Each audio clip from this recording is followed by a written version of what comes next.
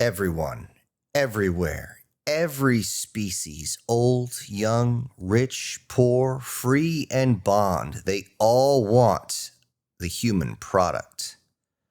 All of them want things for different reasons. However, all the reasons are more of an open secret. Nobody mentions it in between each individual species, but they know exactly why each one wants it.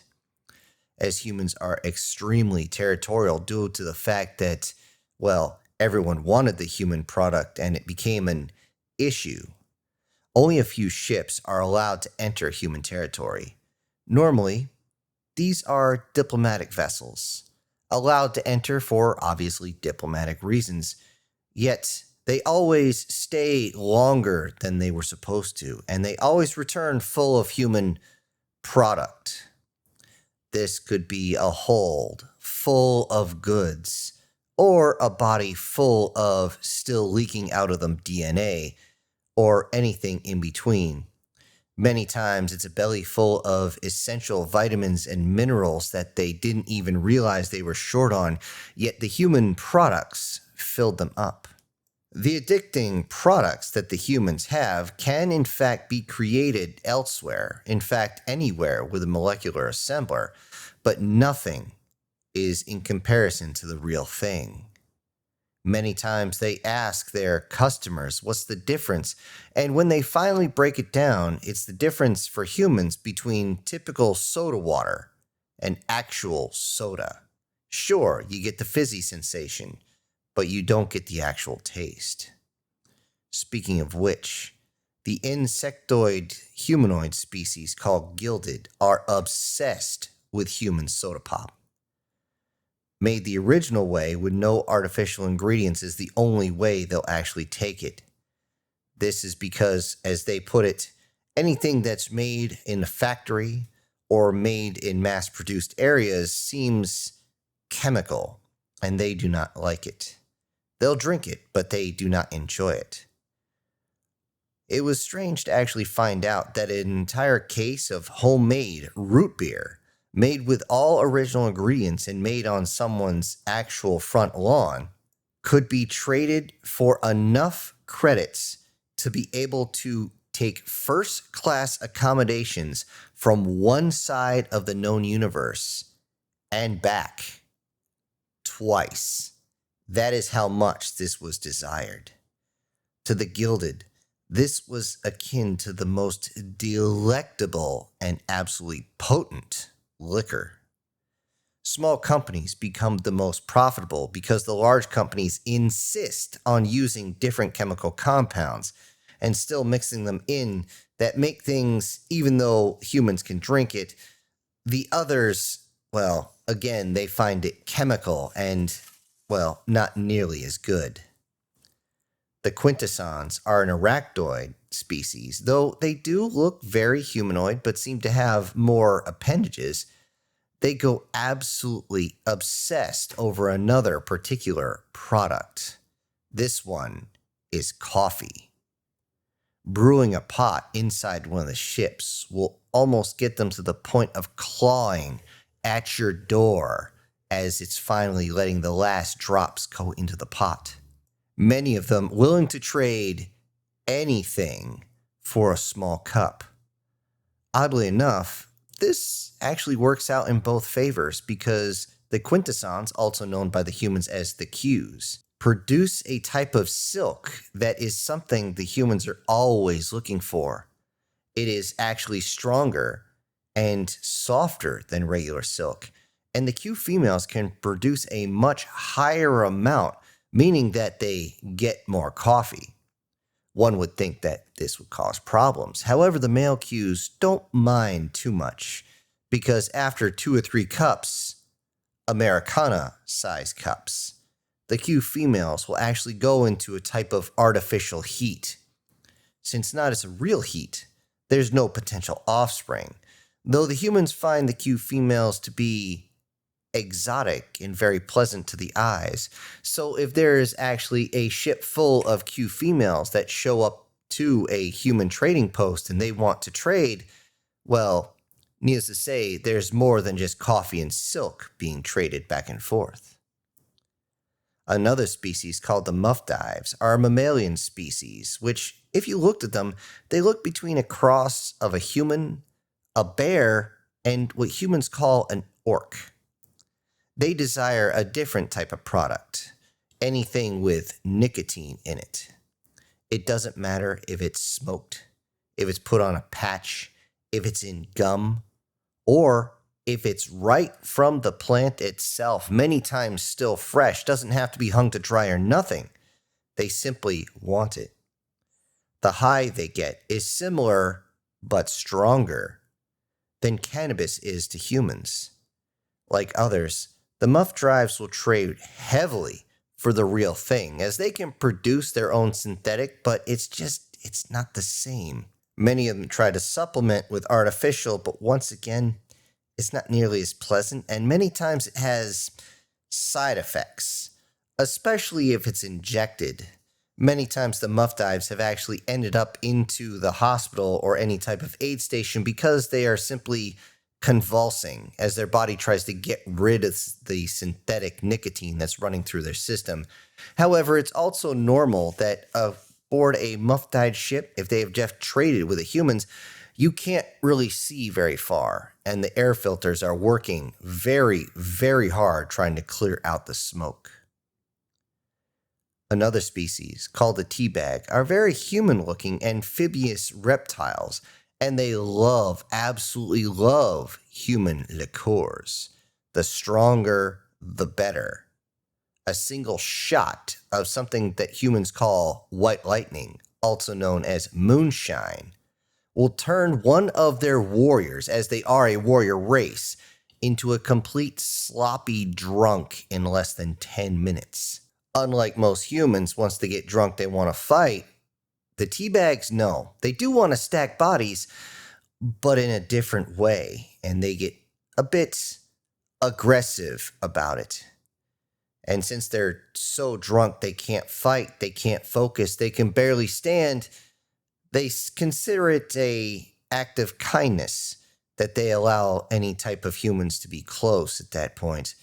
However, it's noted that if one takes advantage of the situation, they are putting their life in something else's hands, as the teabags tend to be very aggressive, strong, and, well, if they're not satisfied, you're not leaving.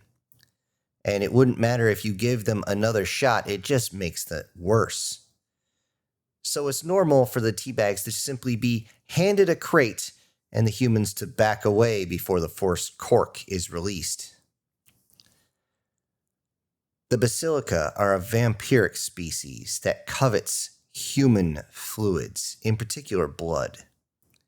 As it turns out, humans all have different flavors for them, and to them, humans themselves are the product. As based on ethnicity, location that they've been in, the human's diet, their biological sex, even something as simple as what medication they may be on, the list goes on, and it changes the flavor.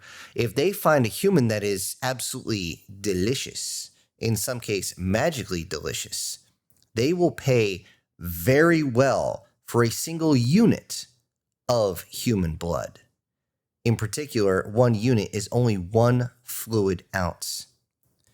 Payment is usually taken in goods. However, there is a trade in services as well, as many humans take advantage of the situation, considering the Basilica are very human-like, but more elf-like, but also very, very tall.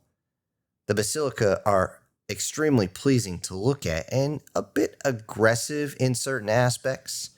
However, as it turns out, it's not just blood that they crave. Once they got a hold of the rest of the human body, they simply want to ingest everything. In particular, it's noted that the female pilots that actually show up will take some extra leave days when dealing with the Basilica.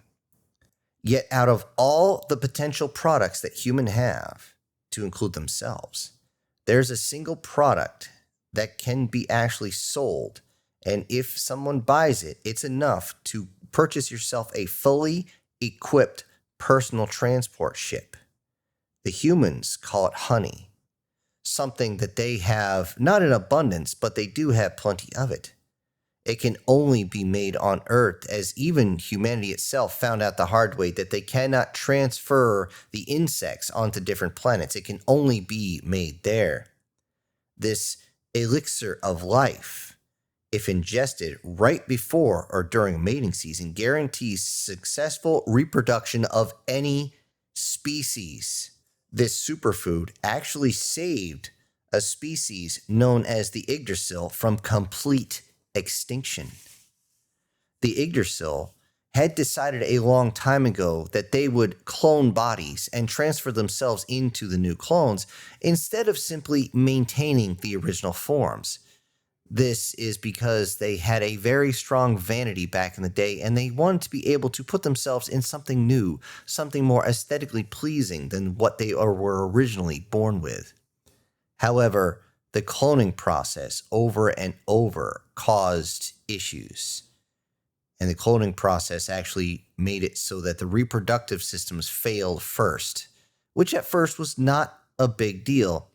However, now they were on the edge of extinction.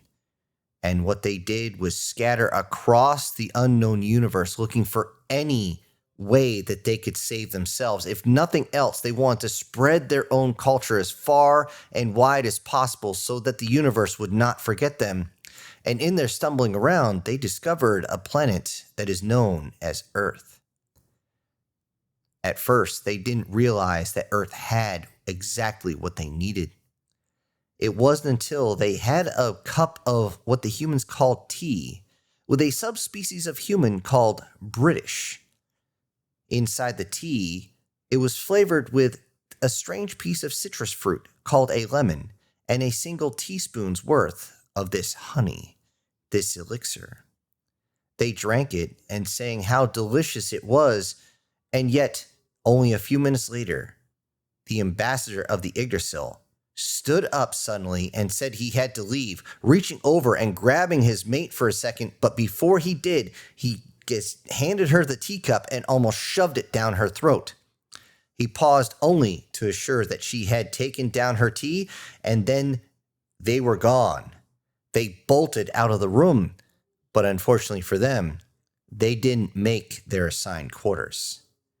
The ambassador impregnated his wife in the hallway right there at least 4 times in the next hour and a half.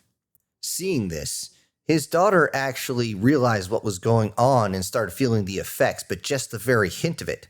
At that point, she ran to her room, not to be embarrassed like her parents were. However, just as she got to the room, she opened the door back again as soon as it shut, reached over to one of the security guards, grabbed him by the uniform, and pulled him in as fast as possible. Then reached over to the other side, grabbed the second one who was coming in to find out what the hell was going on, and slammed the door shut. She was not impregnated, as it's very much impossible for a cross-species impregnation. However, she didn't care. She had her own human product to take home with her that she was simply grinned about the whole way. This was embarrassing for them, to be sure, as they didn't understand how this was going to affect them. However, they were absolutely elated at the successful procreation. And since this was the first time humans had ever dealt with any species, they didn't know what was going on, as the word of the human products reached out amongst the stars. And just as they started being purchased by other species, that is when Earth was almost swarmed by a different bunch of fleets, all wanting to purchase these products. And if they couldn't purchase it, they were going to take it.